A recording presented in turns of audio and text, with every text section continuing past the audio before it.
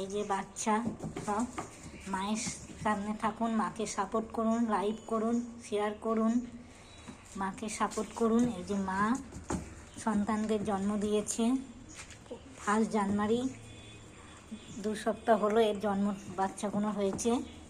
চোখ এখনো ফোটেনি, ঘুমোচ্ছে, মা দুধ খেতে দিয়েছে। মায়ের পাশে থাকুন, সাপোর্ট করুন। নতুন বছর আমাদের প্রত্যেককে পথে ঘাটে ছেলেমেয়েরা যাতে শুভ থাকুক, সাপোর্ট করবেন আপনারা, যাতে ভালো থাকে।